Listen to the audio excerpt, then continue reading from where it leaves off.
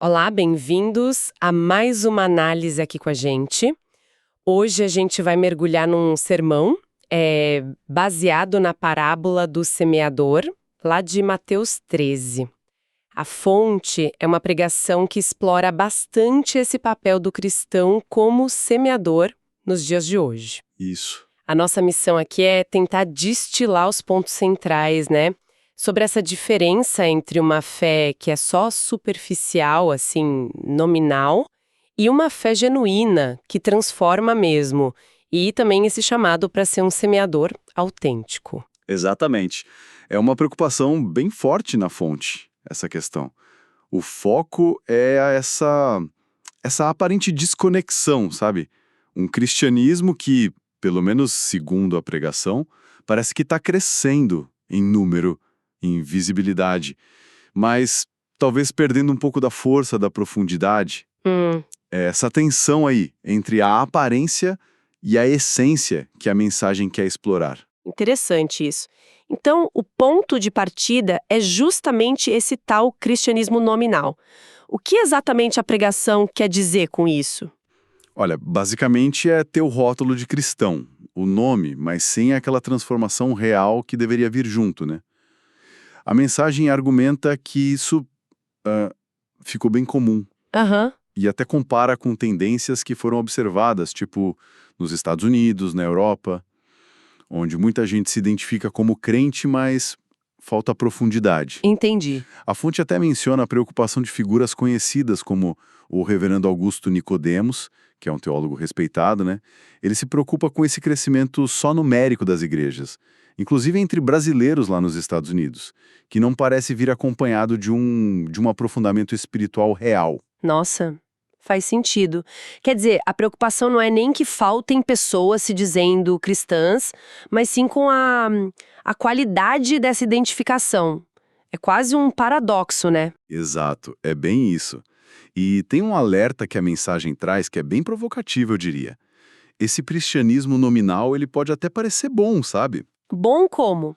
No sentido de trazer algumas melhorias morais, éticas na vida da pessoa.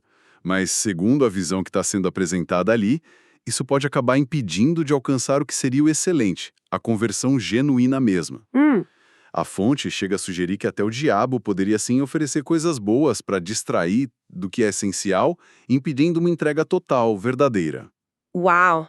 Essa distinção entre o bom e o excelente é forte mesmo. Qual seria então a alternativa que a pregação aponta? É aí que entra a figura do semeador. Precisamente. A mensagem vai enfatizar muito que todo crente, homem ou mulher, é chamado para ser um semeador, uma semeadora. Não o dono da semente em si, essa é o evangelho, mas aquele que espalha. Certo. E a chave, segundo o pregador, é semear o evangelho autêntico, o verdadeiro, não umas versões genéricas, diluídas, sabe? E como é que se faz isso na prática? É só ficar falando para todo mundo? Então, aqui a ênfase muda um pouco. A pregação argumenta que é principalmente pelo exemplo de vida. Ah, interessante. E ilustra isso de um jeito bem marcante, contando a história de um vizinho do pregador, um pedreiro chamado Francisco. Ele era analfabeto, não tinha assim um discurso elaborado, mas a vida dele, sabe, a fé genuína que ele vivia no dia a dia, isso marcou o pregador muito mais do que qualquer argumento teológico complexo. Nossa, é verdade. É incrível como esses exemplos de vida silenciosa às vezes falam muito mais alto, né? É bem diferente daquela outra história que a fonte também conta, da pessoa que ficava se gabando de evangelizar num bar, mas a vida dela não batia com o discurso. Exatamente esse o contraste que a fonte quer mostrar. E essa ideia de semear o evangelho verdadeiro, o autêntico, leva a fonte a um ponto bem importante. É preciso distinguir a transformação genuína que só o evangelho traz de outras esferas, inclusive da política. Ah, entra na questão política. Entram. A visão apresentada na pregação é bem clara. A verdadeira mudança, a transformação profunda, vem só do evangelho. E aí, para ilustrar isso, o autor faz comentários políticos diretos, usando como exemplo do que não salva ou transforma de verdade. Entendi. Ele critica, por exemplo, ideologias de esquerda por, na visão dele, atacarem a família, a questão de gênero, mas também critica posturas na direita. Menciona um vídeo específico do Trump usando inteligência artificial que ele achou horrível e faz um alerta para não endossar tudo cegamente, falando até de lobos infiltrados nesse meio. Certo, então critica os dois lados nesse sentido. Sim, mas é fundamental notar o ponto final da fonte sobre isso. Nem esquerda, nem direita trazem a salvação ou a transformação essencial. Isso, segundo a mensagem, vem unicamente do Evangelho. Entendi a lógica da argumentação dentro da fonte. E para inspirar essa fé mais genuína, a pregação busca outros exemplos, talvez históricos. Busca sim. Menciona os cristãos do deserto, lá no Egito Antigo.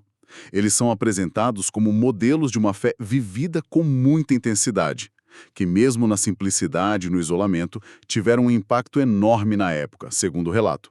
Servem como um contraponto para essa superficialidade que a mensagem critica hoje. Isso tudo parece que converge, então, para um chamado bem pessoal, né? A pregação meio que incita a uma autoanálise. Exatamente. Leva a pessoa a se fazer perguntas bem diretas, tipo: houve conversão de verdade na minha vida?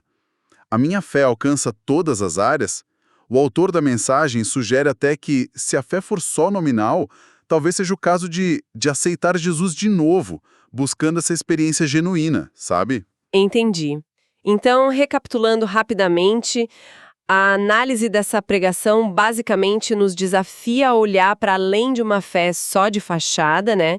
E abraçar esse chamado para sermos semeadores autênticos, pessoas cuja vida realmente reflete a mensagem central do Evangelho. É isso. E o sermão deixa no ar uma provocação final, que é bem incômoda, na verdade. Será que existe hoje uma certa satisfação com um cristianismo sem Cristo, sabe?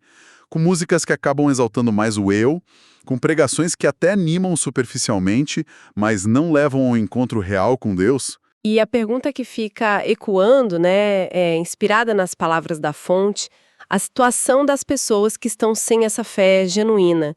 Isso realmente incomoda a gente. Incomoda a ponto de impulsionar para a ação.